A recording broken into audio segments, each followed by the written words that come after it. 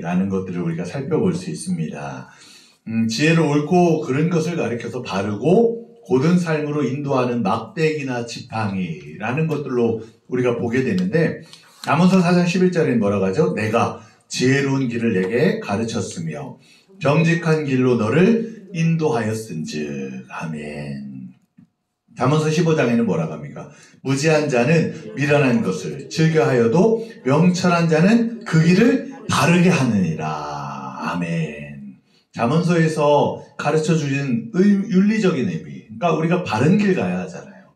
하나님 앞에 정말 그 인정하시는 길을 가야 하잖아요. 근데 세상에 많은 사람들이요, 물어보면 뭐라고 하는지 아세요? 야, 당신 바른 길 가는 겁니까? 물어보고 나면 대부분 사람은 뭐라고 하는지 아세요? 나는 잘 간대요. 아, 괜찮게 가는 길이래요. 그냥 왜 그래요? 기준점이 달라서 그래요. 기준점이 다르니까요, 내가 생각하는 것들로 잘 간다는 거죠. 아, 내가 보기에는 이 정도면 훌륭하다는 거죠.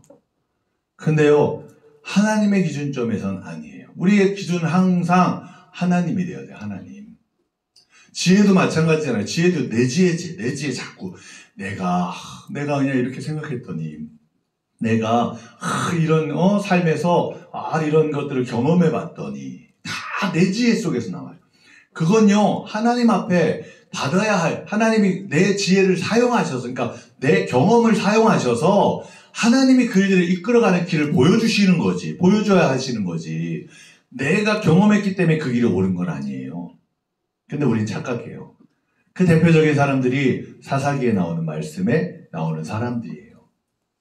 사사기 말씀을 보면요, 왕이 없었으므로 각기 옳은 대로 행했더라.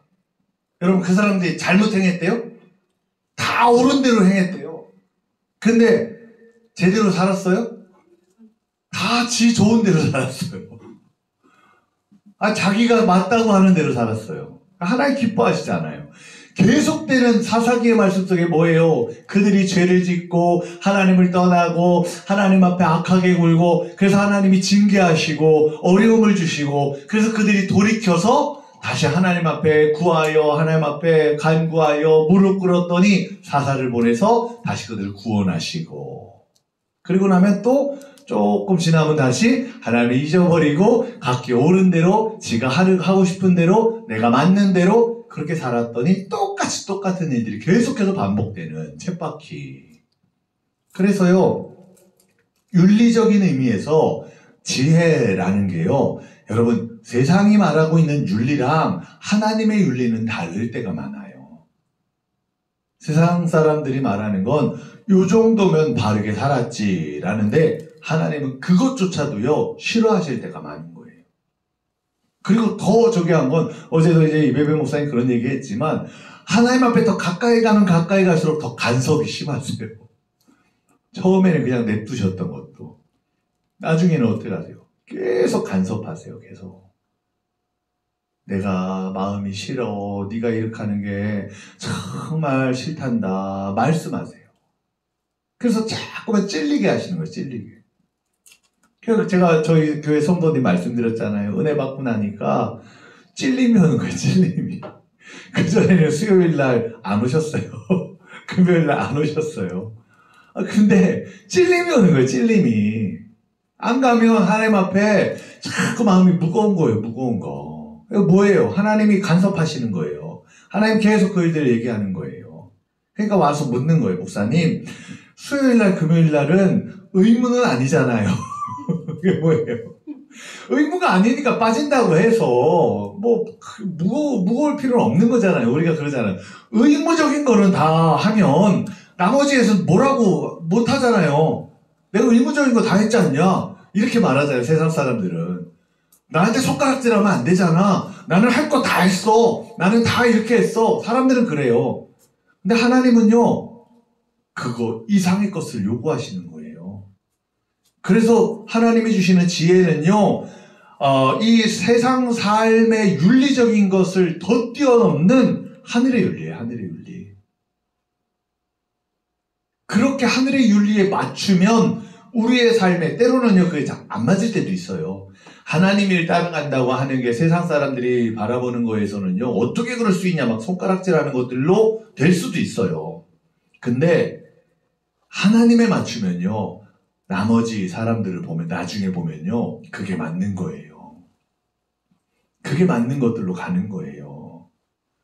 그래서 우리는 그 윤리에 맞춰야지, 세상 사람들이 맞추는 윤리에 살면 다 어떻게 사는 줄 아세요? 나는 할 만큼 했대요, 다.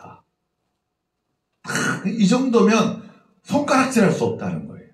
내가 이렇게 살았는데, 이 정도로 살았는데. 근데 그건 자기 의죠.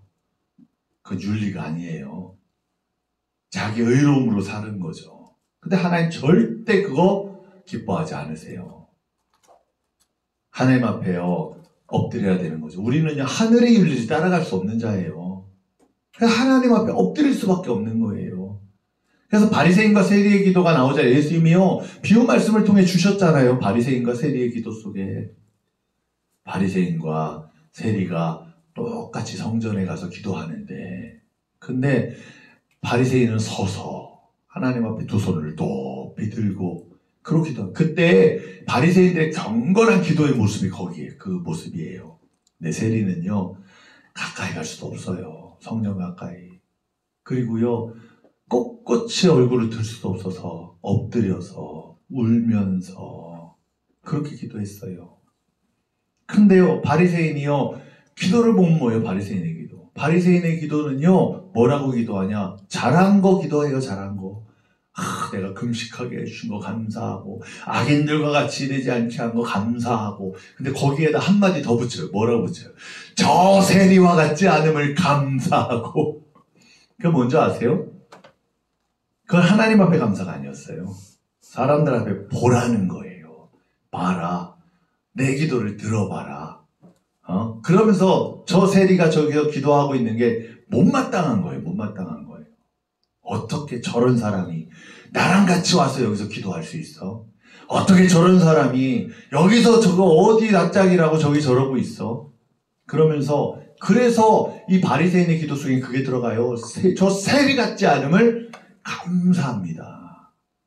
근데요, 바리새인 기도를 이렇게 돌아보면요, 여러분, 뭐라고 할 수 있는 거 없어요. 솔직히 잘했어요. 바리새인은 여러분 손가락질 할 수 없어요. 여러분 그보다 여러분 잘 살아요? 그보다 하나님 앞에 여러분 금식하고 막 하나님 앞에 구제하고 그렇게 말씀 읽고 기도하고 그렇게 살아요? 바리새인 욕할 수 없어요. 근데 문제는 뭔지 아세요? 바리새인은요, 그거 기도하면 안 됐었다는 거예요. 그건 당연한 거죠. 하나님 앞에 우리가 하나님 자녀로 불러주셨으면 당연한 건데, 당연한 거 갖고 얘기하는 건 아니에요. 그렇잖아요. 당연한 거 갖고 감사하는 게 아니에요. 바리새인의 감사는 뭐를 감사했어야 되느냐? 하나님, 내가 오늘 여기 나오게 하신 감사합니다. 나 구원해 주셔서 감사합니다. 이거 기도했어야 돼요. 십자가에도 어제 말씀하신 것처럼 하나님 앞에 사랑해 주셔서 감사합니다. 그거 기도했어야 돼요. 그리고 더한 감사가 뭐냐? 하나님, 저 세리가 깨닫고 여기 나와서 감사하며 그렇게 기도하는 거 감사합니다. 먼저 된 자였다면, 하나님 먼저 불러준 자였다면, 바리새인 먼저 불러준 자잖아요. 먼저 된 자잖아요. 그렇다면 감사의 기도가 바뀌었어야 되는 거예요. 그랬다면 예수님 그렇게 말씀하시지 않았을 거예요. 근데 바리새인은요, 뭐라고 해요? 의롭다고 기도하는 거예요. 자기 잘한 행동만 얘기하는 거예요. 그건요, 하나도 하나님 앞에 연락되는 기도가 아니었어요. 오히려 세리는 뭐예요? 세리 기도는 뭔지 아세요? 불쌍히 여겨주소서. 불쌍히 여겨주소서. 불쌍히 여겨달라는 건 자기가 죄인이라는 걸 알아요? 몰라요? 알아요. 아는 게 중요해요. 아는 게. 내가 죄인이라는 거 아는 게 중요해요. 세상 사람들이요, 왜 악하게 사는 줄 아세요? 자기가 악한지 모르기 때문에 악하게 사는 거예요. 다 물어보세요. 당신 악하다 하면요, 악하다는 사람 한 명도 없어요. 나 정도면 선하대요. 나 정도면 괜찮대요. 다 그래요, 다. 내가 성깔이 조금 있어도 나 정도면 그래요. 왜요? 다 자기 기준이니까. 근데요, 그런 사람이 주님 앞에 오면 어떡하세요? 다 깨부셔 놓잖아요, 주님이. 골수까지 쪼개시잖아요. 그러고 나면요, 엎드릴 수밖에 없어요. 세리같이 되는 거예요. 불쌍히 여겨주소서. 내가 죄인이라는 걸 고백하게 돼요. 그래서 세리의 기도를 의롭다고 여기시는, 의로움을 받는 기도라고 말하는 거예요. 의로움을 받는다는 건 뭔지 아세요? 의롭다고 여겨주시는 거예요. 의로움이 아니에요. 절대 의로운 게 아니에요. 우리는 의로울 수 없어요. 여러분, 의롭다고 말할 수 있어요? 목사인 저도 의롭다고 할 수 없어요.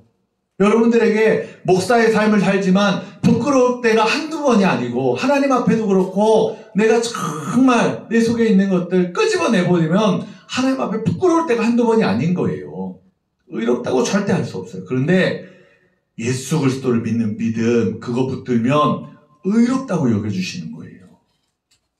예수님 보증해 주시는 거예요.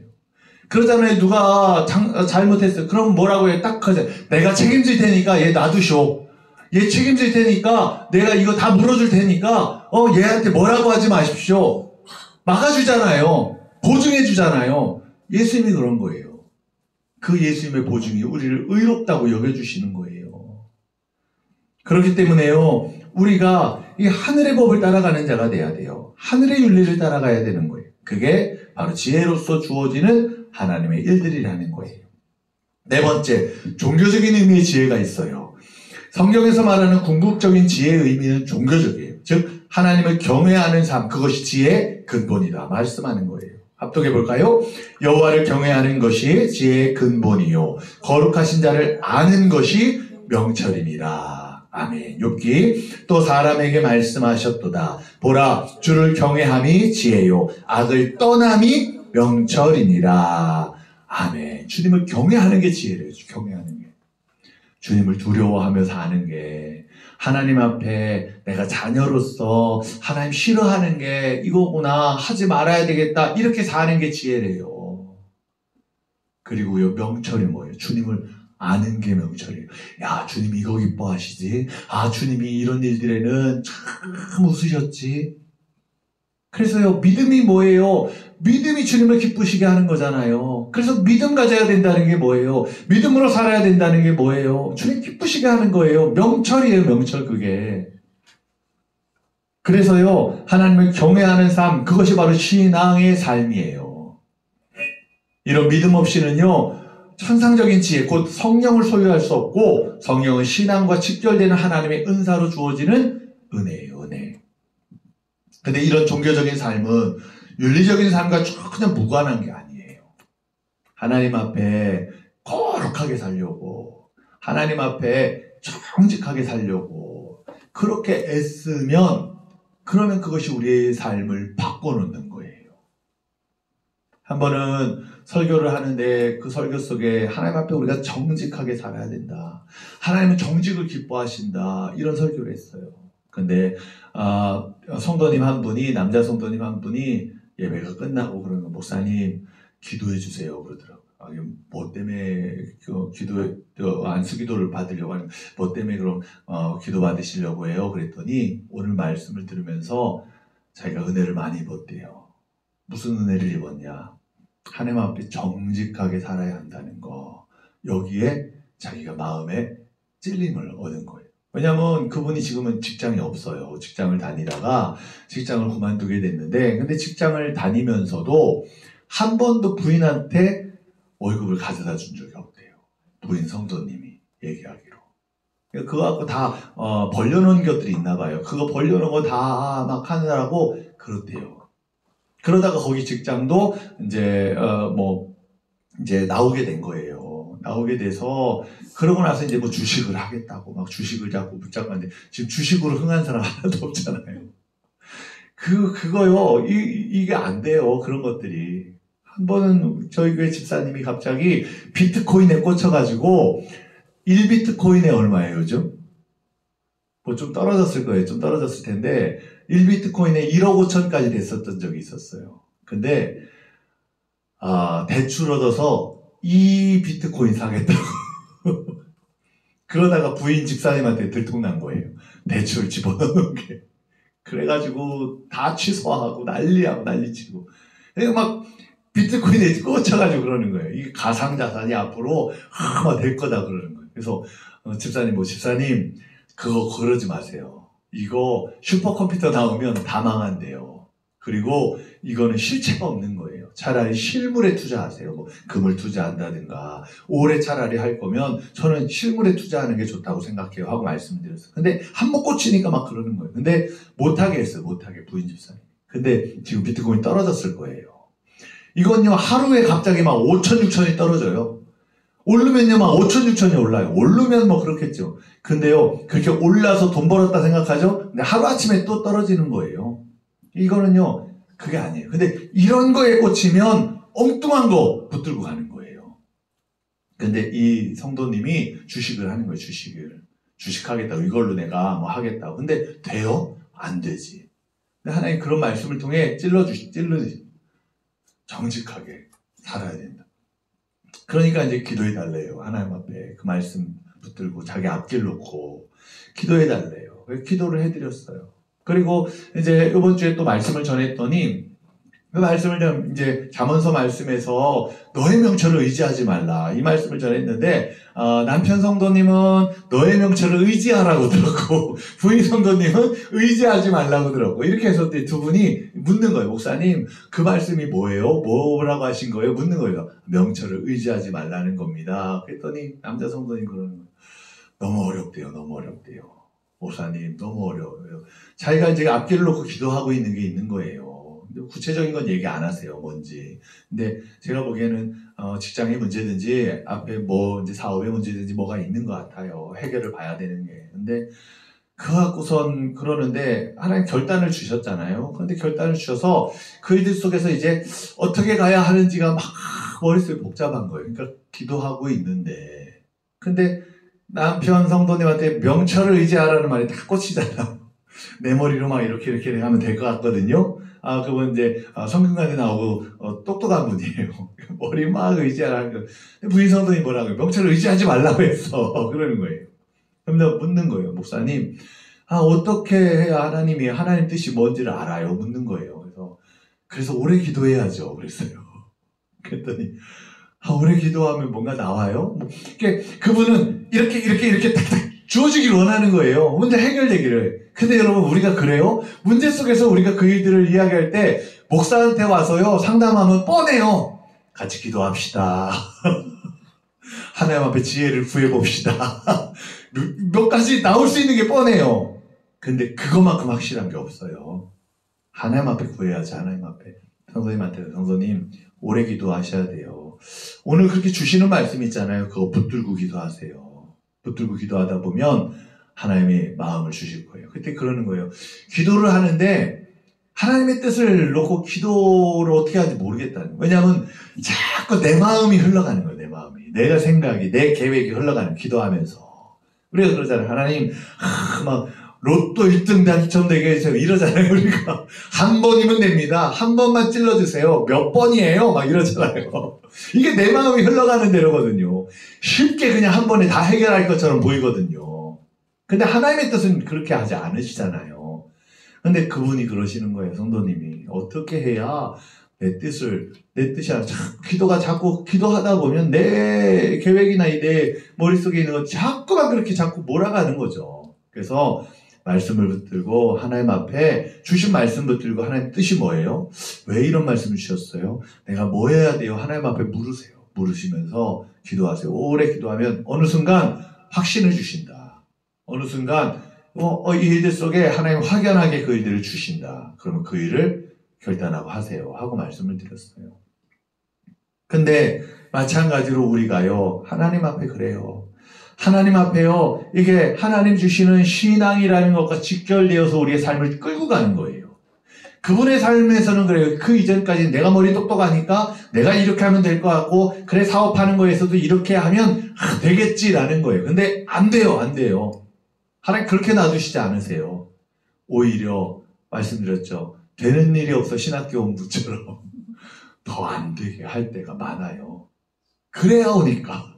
그래야 모르니까. 그 성도님도 묻는 거예요. 그러니까. 모르겠으니까 묻는 거예요. 근데 감사한 게 뭐냐면 하나님 다뤄가시는구나. 그분 다뤄가시는구나. 하나님 그래서 자꾸만 다뤄가시는 것들을 보여주시는구나. 그거 생각하게 하는 거예요. 그래서 우리가요. 하나님과 연결되어지는 것들 속에 생각해야 돼요. 이런 의미에서 윤리적인 행동은 종교적인 의미를 갖게 돼요. 그러나 자기중심적인 윤리적 사고만으로는 그런 지혜를 얻을 수가 없다는 거예요. 이런 지혜를 얻는 길을 잠언서 9장 10절 말씀에선 거룩하신 자를 아는 것이라고 말씀했어요. 하나님을 알아야죠. 하나님은 어떤 분인지를 알아야죠. 우리 아버지가 어떤 분인지 알면, 우리 아버지가 어떻게 행하신 줄 알면 그거 따라가는 거잖아요. 그래서 성경은요, 아버지의 속성을 계속 나타내는 거예요. 아까도 빛의 열매 말씀했잖아요. 착함과 의로움과 진실함과 하나님의 속성이에요. 다 하나님 아버지 닮아가라는 거예요. 그게 지혜예요, 지혜. 그래서요, 그런 거 말씀하는 거예요. 거룩하신 자를 아는 거. 야고보서 1장 5절에는 뭐라고 했어요? 합독합니다. 너희 중에 누구든지 지혜가 부족하거든 모든 사람에게 후히 주시고 꾸짖지 아니하시는 하나님께 구하라. 그리하면 주시리라. 아멘. 구해야죠. 구해야죠. 주님이 주신다고 하셨어요. 그래서 지혜를 구하세요. 주님 앞에 지혜를 구할 때요, 주님이 지혜 속에 함께하는 은혜를 주실 줄로 믿습니다. 근데 솔로몬을 보세요. 솔로몬은 지혜를 처음에 하나님 앞에 백성을 이끄는 데 구했던 솔로몬이었지만 이 지혜가 나중에는 자기의 삶을 잠식했어요. 자기 머리로 하려고 했던 것이 하나님으로부터 오는 지혜가 아니라 나로부터 시작하는 지혜는요, 멸망하는 지혜가 될 때가 많아요. 그래서요, 여러분, 우리는 하나님 앞에 단순해야 돼요. 단순해야 돼요. 내 머리 갖고서 막 이렇게 막 따지고 그렇게 하잖아요. 그러면요, 안 될 때가 참 많아요. 내 머리가 아니라 단순하게 가는 거예요. 단순하게.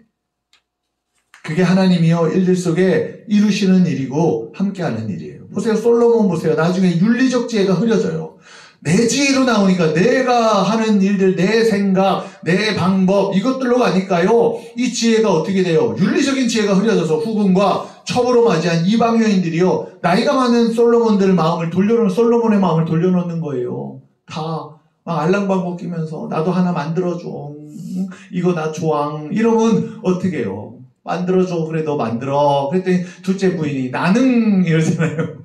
셋째 부인은 나는 1000명이에요. 1000명. 첩하고 부인이 하나씩만 만들어도 1000개예요. 1000개. 근데 하나만 만들어요? 또 만들어놔요. 그러잖아요. 알람방 끼는 거죠. 와서. 그럼 어떻게 해요? 다 만들어줘야 되잖아요. 그러다 보니까 솔로몬이 자기 지혜에 잠식을 되는 거예요. 그래서 내 명철을 의지하지 말아라. 명철은 하나님을 아는 거예요. 하나님을 아는 거에 힘써야지 내 머리에서 나오는 걸로 자꾸 하려고 하니까 무너지는 거예요. 무너지는 거. 근데 그런 사람들이 많다는 거죠. 결국 왕국은 분열되게 되었고 이를 통해 우리가 아무리 지혜자라 할지라도 실족할 수 있고 단지 의무이행과 모험적인 일의 추진을 위해 지혜를 사용하면 그것이 그의 멸망을 초래할 수 있다는 걸 솔로몬을 통해 배우게 되는 거예요. 그러면 지혜문학의 형태는 어떤 것일까? 지혜문학이라는 거 아까도 말씀드렸죠. 문학적인 방법을 사용했어요. 그래서 지혜문학이라고 말하는 거예요. 문학적인 방법, 무슨 문학적인 방법을 사용했냐? 첫 번째, 가장 보편적인 형태를 보면 속담이 있어, 속담. 지혜문학의 가장 일반적인 형태는 격언이에요, 격언. 격언의 히브리어인 마살이라는 말은 꽤 넓은 의미를 갖지만 주로 격언, 금언, 속담 이런 류의 진술을 말해요. 속담이라는 게 뭐예요? 어느 때 어디서 누가 말했는지 모르지만 그것이 그 주위 사람들의 마음속에 깊은 동감을 얻어서 널리 퍼져서 온 민족에게 공통된 진리가 되어서 내려오는 격언이 속담이에요. 사무엘상 20장 15절 볼까요? 합독합니다. 여호와께서 너 다윗의 대적들을 지면에서 다 끊어버리신 때에도 너는 내 인자함을 내 집에서 영원히 끊어버리지 말라 하고 사무엘상 24장 옛 속담에 말하기를 악은 악인에게서 난다 하였으니 내 손이 왕을 해하지 아니하리이다. 아멘. 여기 옛 속담 뭐예요? 내려오는 말이에요. 내려오는 이런 일들이에요. 격언이에요. 이런 말씀으로 보아서 이스라엘에는 구전적인 격언이 다수가 있었다는 걸 알 수가 있어요.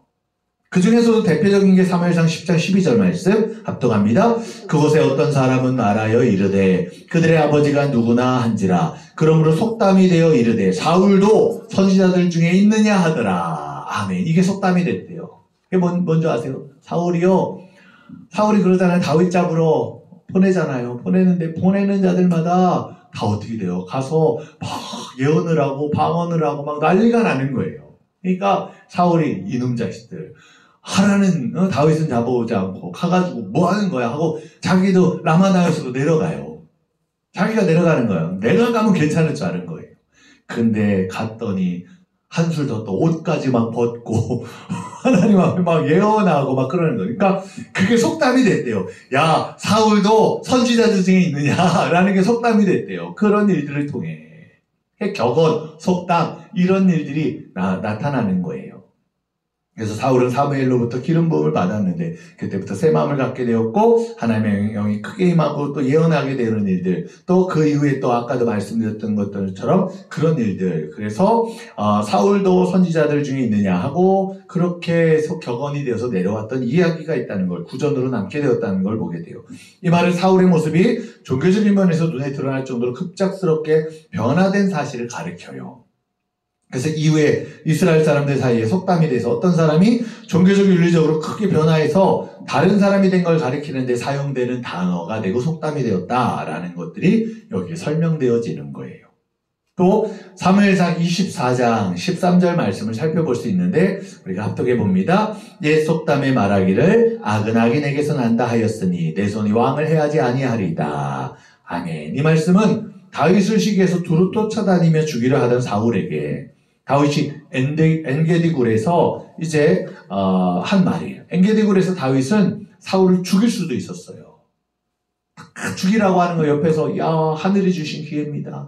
왕에게 이제 도망쳐 다니지 않아도 돼요. 죽이세요 그러는 거. 아이 명령만 하세요. 내가 죽일게요 막 그래요.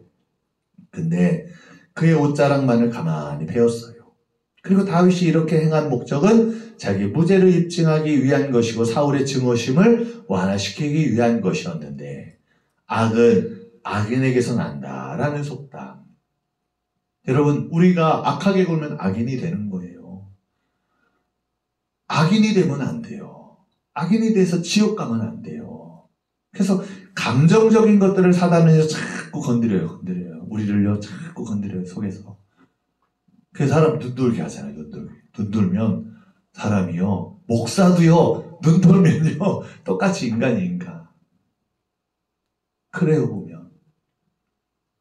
그런 얘기 하시더라고요. 어제 은혜 받고 돌아가는데 권사님이 그래요. 서울에서 개척교회에서 교회 섬기는데 하나님 사명 주셔서 가셨대요. 그 교회 가라 해가지고 가셨대요. 갔는데 근데 교회에서 분란이 일어나가지고 성도들이 다 나간 거예요. 목사님이 너무 시리가 차서 목사님이 뛰쳐나가 버렸대요. 교회를. 뛰쳐나갔는데 그 권사님도 목사도 없고 교회에 아무도 없는 거예요. 성도도 다 나가고. 그래서 본인도 다른 교회 가야 되겠다 하는데 하나님이 기도해라 가지 마라 그러시더래요. 그래서 나와서 목사님이 위해 기도했대요. 근데 목사님이요 나중에 돌아오셨는데 그러더래요. 자기가 죽으려고 했대요. 목사가 죽으려고 했대요. 여러분 목사도 똑같은 사람이에요. 마귀가요 그 마음 막 그러고 뭐 휘어치면요 사람이랑 똑같아요. 자살하려고 한 거예요. 죽으려고 한 거예요. 가서. 근데 죽으려고 하는데 울음소리가 돼요. 그 권사님 울음소리가 돼요. 기도하는 울음소리가 들리더래요. 자꾸 죽으려고 하면 그 권사님이 생각나면서 울음소리가 들리더래요. 돌아가서 보니까 그 권사님이 그 교회에서 울면서 목사님이 기도한 거예요. 하나님이 하라고 해서. 그래서 그 목사님이 다시 돌아오셨대요.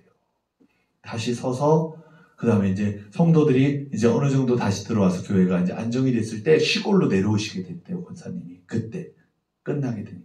근데 그런 얘기 하시는 거예요. 근데 여러분 그게 뭐예요? 그 권사님들 누가요? 그 목사도 없는 그 교회를 지키고 싶어 해요. 누가 그래요? 근데 하나님이 그 목사님 살리려고 하니까 그런 거죠.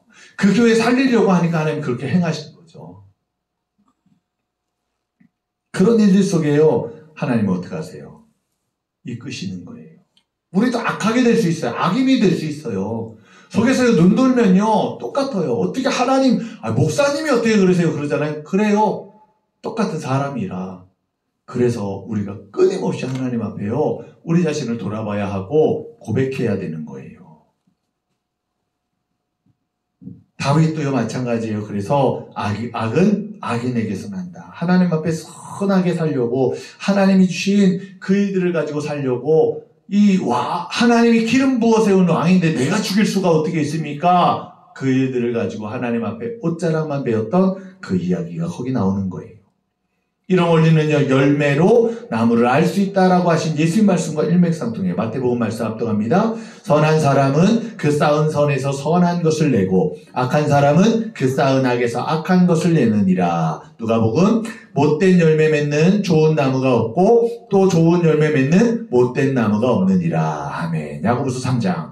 샘이 한 구멍으로 어찌 단물과 쓴물을 내겠느냐. 내 형제들아, 어찌 무화과 나무가 감람 열매를, 포도나무가 무화과를 맺겠느냐. 이와 같이 짠 물이 단물을 내지 못하느니라.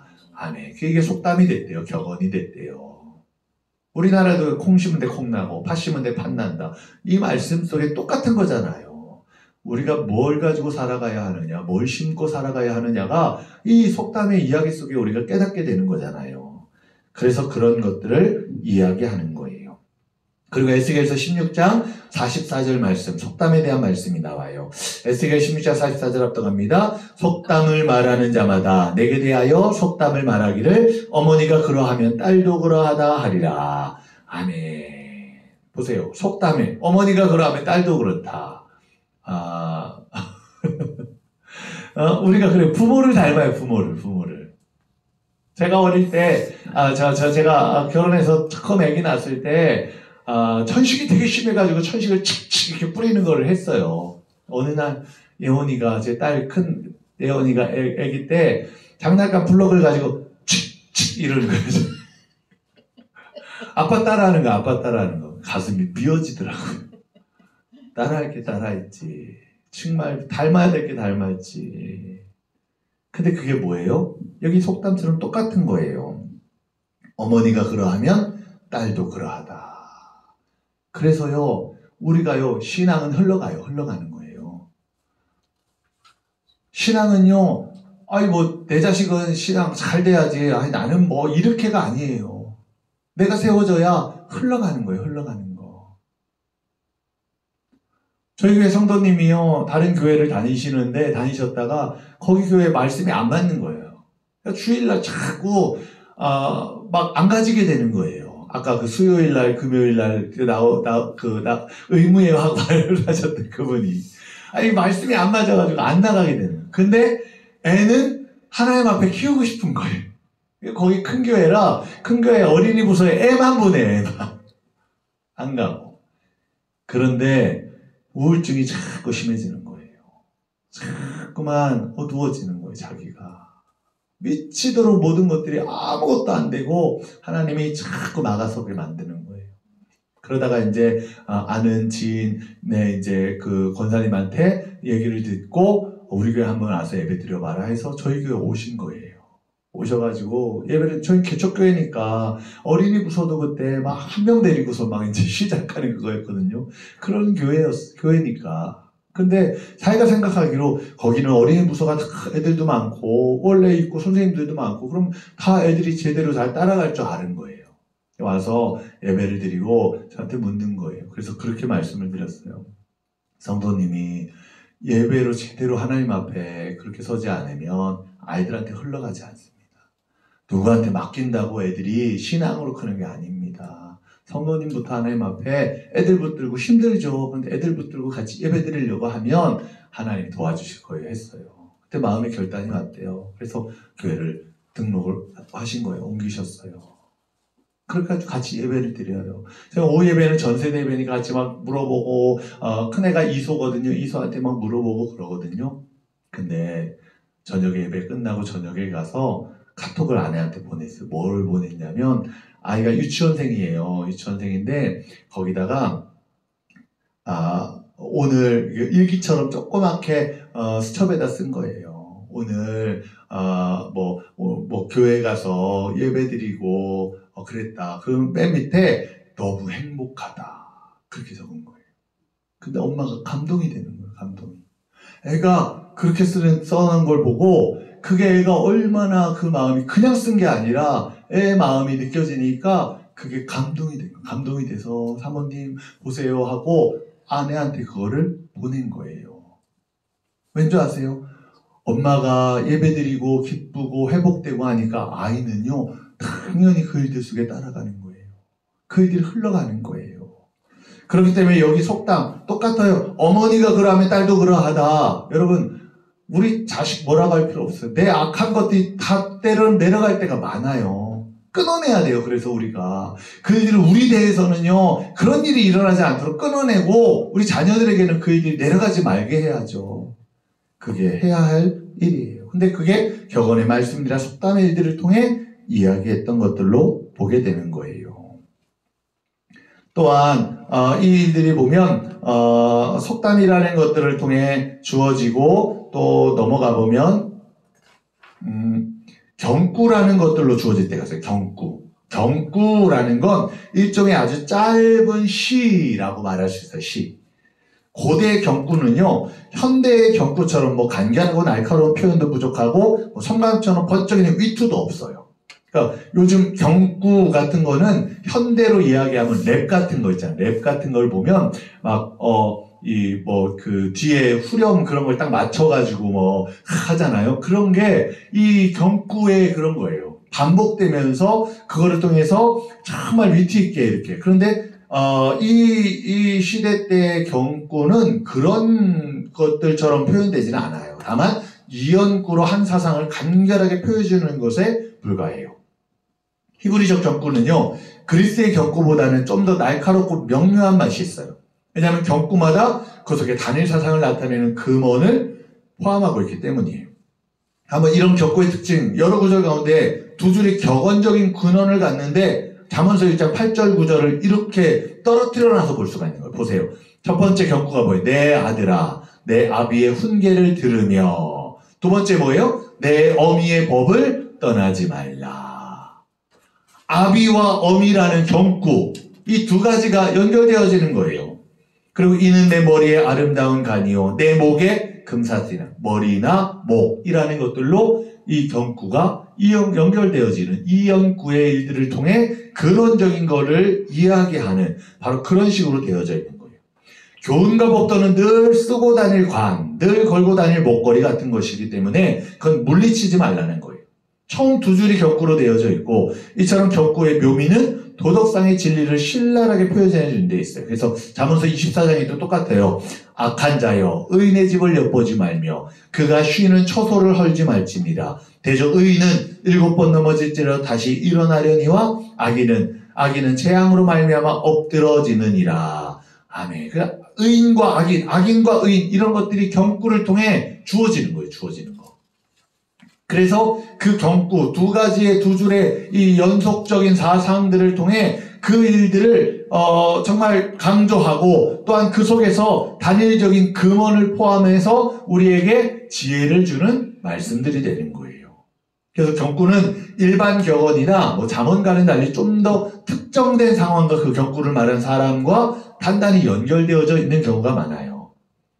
데이빗 제스퍼가 말한 것처럼 경구는 특정한 저자나 출처와 관련 아래서 이루어진다라고 말했는데 그런 의미에서 마태복음 8장 20절 한번 볼까요? 경구에 이것도 같이 봅니다. 예수께서 이르시되 여우도 굴이 있고 공중의 새도 거처가 있으되 인자는 머리 둘 곳이 없다 하시더라. 아멘. 이 말은 명백하게 예수님과 그분이 하신 일에 제한적으로 나타내고 있는 모습이에요. 근데 뭘로 나타나요? 여우, 그 다음에 공중새, 그 다음에 뭐예요? 인자의 머리. 이 세 가지로 경구들이 반복돼서 그걸 강조하는 거예요. 강조. 그래서 그 일들을 말씀하고 있는 거예요. 그래서 마태복음 6장 34절에서 하신 말씀은 잠언의 범주에 더 가까운데 6장 34절 합독합니다. 그러므로 내일 일을 위하여 염려하지 말라. 내일 일은 내일이 염려할 것이요 한날의 괴로움은 그날로 족하니라. 아멘. 적용되는 범위가 좀 더 일반적이기 때문에 그렇게 이야기해요. 세 번째는 뭐예요? 수수께끼. 수수께끼도 이스라엘 사람들이 즐겨 사용했던 지혜문학의 형태 중에 하나예요.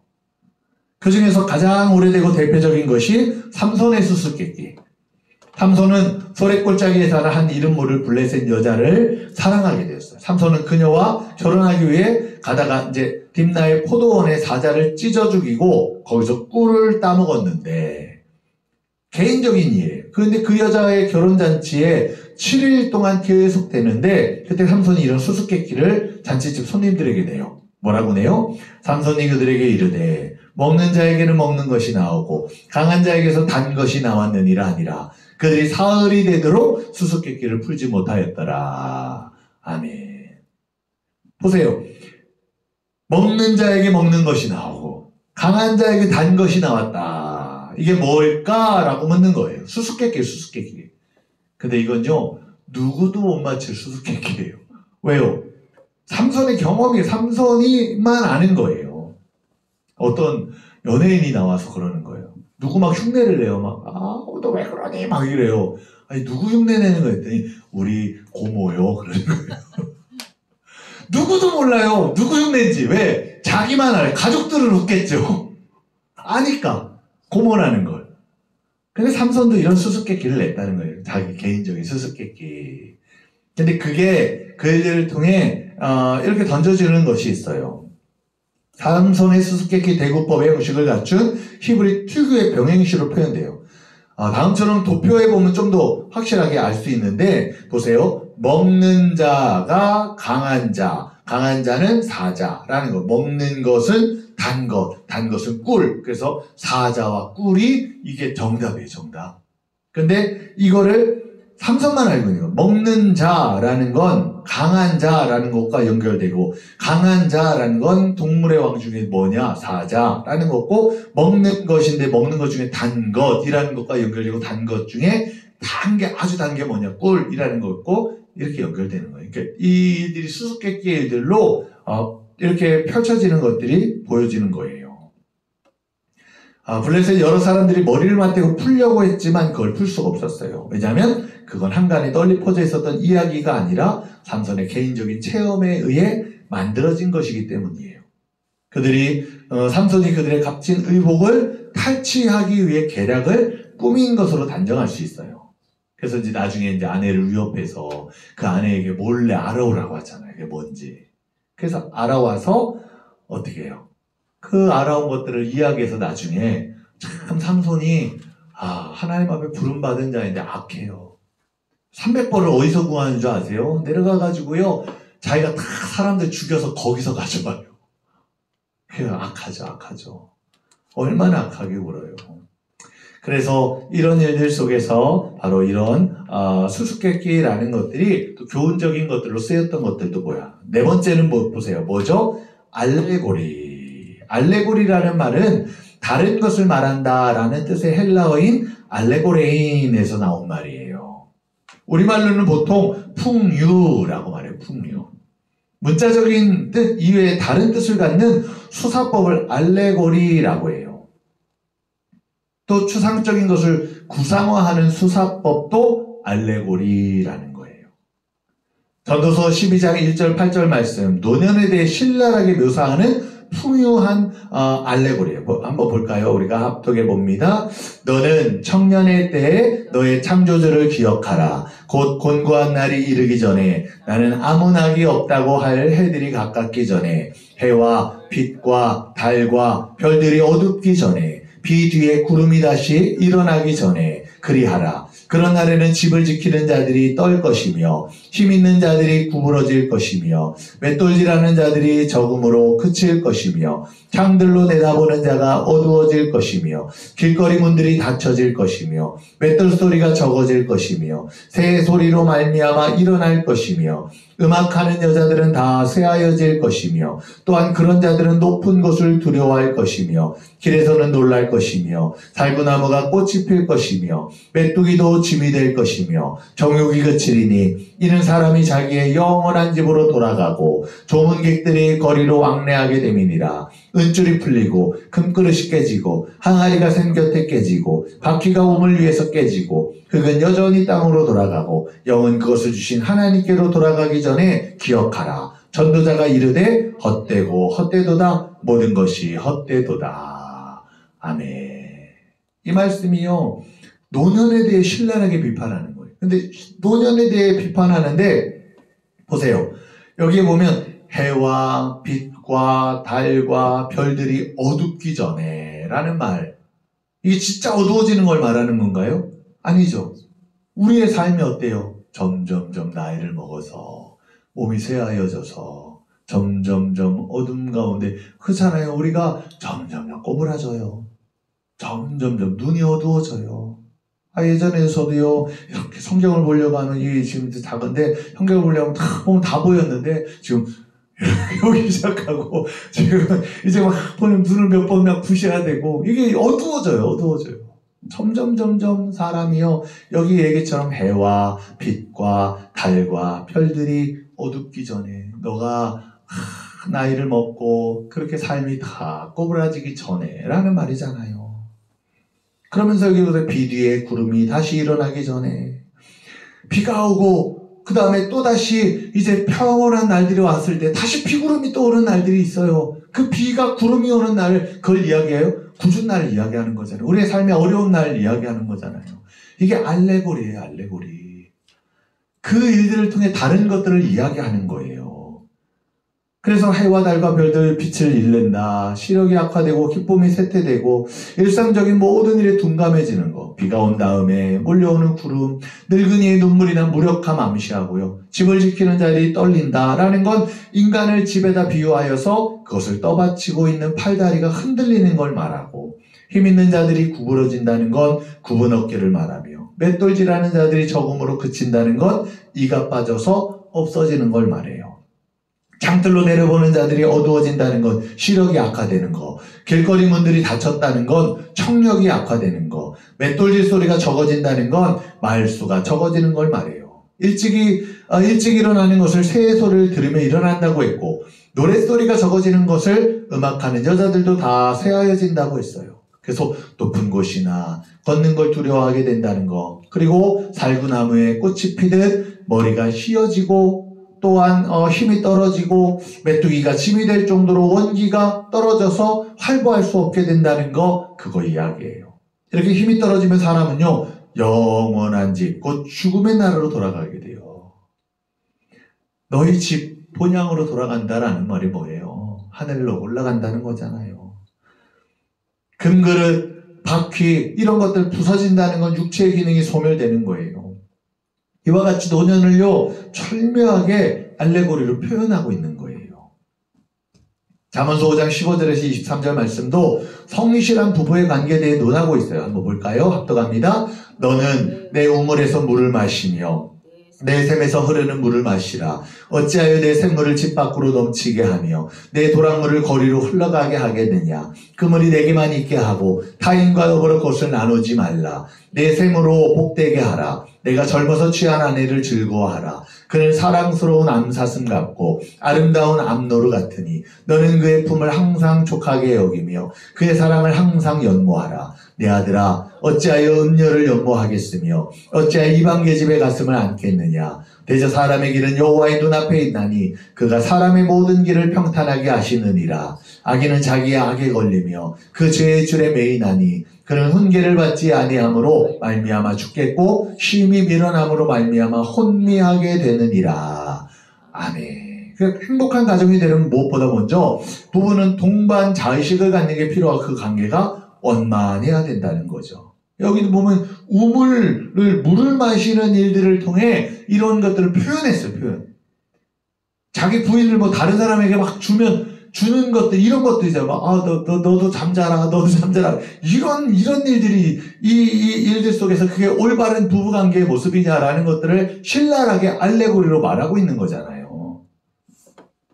그러면서 여기 안에 행복한 가정, 그러면서 어떻게 그렇게 그 일들을 해나가야 하느냐라는 것들을 이야기하고 있는 거예요.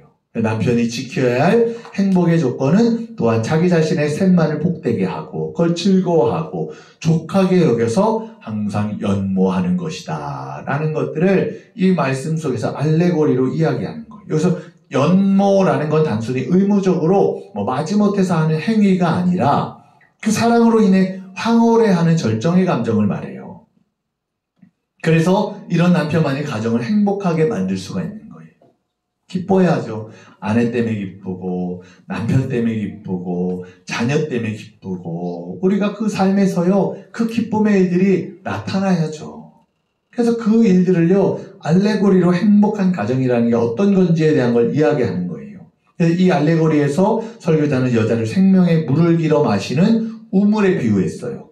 그래서 우물은 두 가지 서로 다른 의미를 가지고 있는데 하나는 물을 길어 마시는 우물을 가리키는 일반적인 의미, 다른 하나는 여자의 성적인 것들을 우리가 부부관계의 일들을 이야기하는 그런 특수적인 의미적인 게 여기에 들어가 있어요. 그래서 문자적으로만 이걸 해석해서는 이 지혜적인 것들을 얻을 수가 없는 거죠. 알레고리적인 것들로 또 이 일들을 통해 정말 주는 교훈적인 것들, 그래서 젊을 때 얻은 아내가 가난하고 어려울 때 고생을 같이 한 아내, 곧 초강지처를 소중하게 생각하고 대우하고 사랑하고 그와 더불어 즐거워하며 함께 살라라는 게 여기 말씀 속에 주어지는 모습이라는 거예요. 그러니까 이런 알레고리가요 성경의 여러 곳에서 많이 쓰이는 것들을 보게 돼요. 주님은 그 표현이 그걸 의미하는 것만은 아닌 우리에게 이야기하잖아요. 그래서 성경을 읽어가면서 성경이 어렵다고 느껴지는 이유가 뭐냐면 그 말씀이요 때로는요 주님이요 주시는 것들 속에 다르게 여겨지게 되는 거잖아요. 그 알레고리 그 말씀이 다른 뜻을 보여지는 것들을 우리에게 나타내는 것들이에요. 그래서 어제도 그런 이야기를 하셨잖아요. 이배배 목사님이 작정하십시오. 헌금 작정하십시오. 목사님이 그렇게 얘기하는데 자기에게는 그 말씀이 그렇게 들리대요. 하나님 앞에 일들을 하려면 희생해라 라는 말로 들리더라고요. 그게 뭐예요? 알레고리예요. 그러니까 물었잖아요. 끝나고서 목사님 뭐라고 하시는 거예요? 그랬더니 작정하래요. 작정 안 하셨어요? 그러면서 와서 그러더라는 거잖아요. 그게 일반적으로 작정하라는 말이 아니라 하나님이 그 일들을 통해 들려주시는 게 다른 거예요. 희생해야 된다. 네가 내일을 위해서는 희생하지 않고는 되어지지 않는다라는 게 그것들이 들려지는 메시지로 보여지는 거예요. 보여지는. 참 놀라운 게 뭔지 아세요? 설교는요 많은 사람들에게 전하잖아요. 메시지를 목회자가 일들을 가지고 전하는데 놀라운 건 듣는 사람들이요 들어야 할 말씀들을 들어요. 달라요. 그래서 어떤 사람은 사랑하라는 말로 들리고 어떤 사람은 회개하라는 말로 들리고 어떤 사람은 주님 앞에 더 무릎 꿇어야 한다는 말로 들리고 그게 말씀이요 같은 말씀 전했어요. 똑같이 말했어요. 근데 뭐라고 하냐 다 와서 하는 말 목사님 어떻게 제 마음을 하나님이 아시는지 저보고요 사랑하라고 하시는 거예요. 사랑. 너무 놀라워요. 그러는 거예요. 다른 분은 와서 뭐라고요? 목사님 오늘도 제 말씀이었어요. 무릎 꿇어 기도하래요. 어떤 분은 그래요. 우리가 어제 부부싸움 했는데 목사님이 어떻게 알고 그거 얘기하는지 깜짝 놀랐다고. 혹시 목사님 아세요? 하고 와서 물어보는데 어떻게 그 부분을 똑같이 얘기하는지 모르겠다고 막 그래 와서. 근데 제가 알아서 하는 건가요? 성령님이 하시는 거잖아요. 각자 필요한 말씀들을 똑같은 말씀을 전해요. 똑같은 말씀을 읽어요. 근데 그들에게 필요한 알레고리적인 말씀을 얻게 하시는 거예요. 발견하게 하시는 거예요. 그러고 나니까 이 말씀이 하나님 뭘 이야기하시는구나. 이 말씀을 통해 하나님 나에게 어떤 것을 가지고 살게 하시는구나 깨닫게 되는 거예요. 그게 지혜예요. 그게 지혜 문학이 가르쳐주고 있는 바로 말씀의 진리라는 거예요. 그래서 저와 여러분이 이제 우리가 앞으로 또 배워갈 이 지혜 문학의 또 말씀들 하나하나 살펴볼 때 그 지혜를 언제나 붙들고 사는 저와 여러분 되시기를 주의 이름으로 축원합니다. 질문 있으신가요? 네, 없으시면 기도하고 끝나겠습니다. 하나님 아버지 감사합니다. 우리에게 지혜가 필요합니다. 내가 아는 지식이 아니라 내가 가지고 있는 생각이 아니라 하나님이 주시는 지혜가 필요합니다. 하늘의 지혜를 주시옵소서. 하나님을 아는 명철이 우리 안에 함께하게 도와주시옵소서.